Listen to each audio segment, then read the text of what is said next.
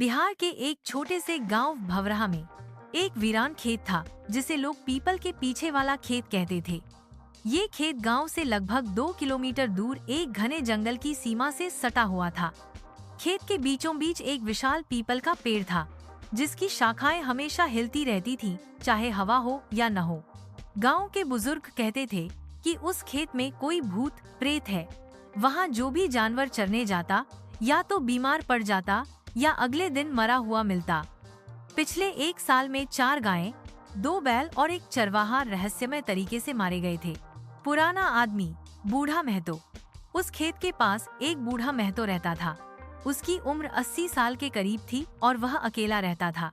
कहा जाता था कि वो किसी जमाने में ओझा था, पर अब सिर्फ खेत में काम करता और अजीब सी चीजें बड़बड़ाता रहता। गांव के बच्चे उससे डरते थे और बड़े लोग उसे पगला कहकर टाल देते थे। लेकिन बूढ़ा महतो अक्सर चेतावनी देता, उस खेत में मत जाना, वहाँ कुछ है जो तुम्हें देख रहा है। एक दिन गांव के ही एक नवयुवक रवि ने इन अफवाहों को बकवास कहकर चुनौती दी। वो रात को अपने दोस्तों के साथ खेत में गया। सब हंसते हुए वीडियो बना रहे थे जब अचानक उनकी मोबाइल की फ्लैशलाइट बंद हो गई और चारों तरफ अंधेरा छा गया। झाड़ियों से किसी जानवर के चीखने की आवाज आई और फिर कुछ भारी सा खेत में गिरा।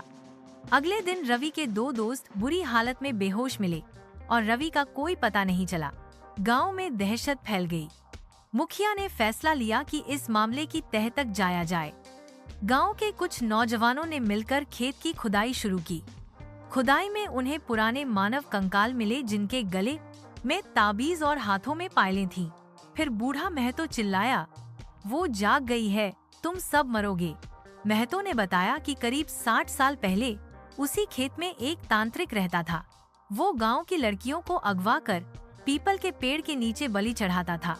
गांव वालों को जब इसका पता चला, उन्होंने उसे मारकर उसी पेड़ के नीचे दफना दिया।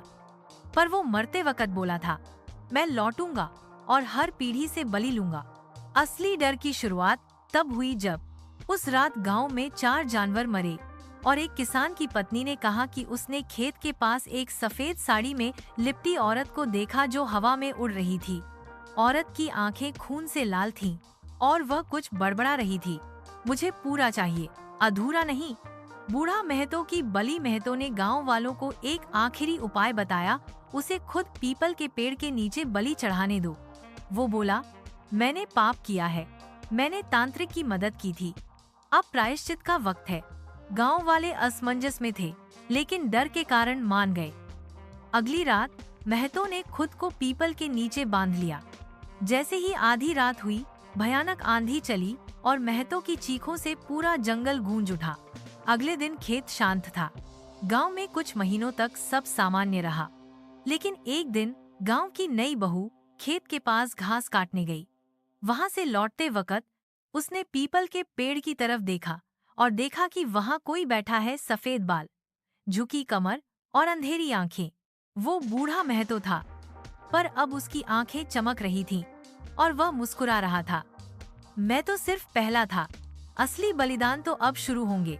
ऐसी और डरावनी कहानियां देखना चाहते हैं तो कमेंट करके जरूर बताएं। वीडियो को लाइक और शेयर करें और हाँ, चैनल को सब्सक्राइब करना न भूलें। मिलते हैं अगली कहानी में।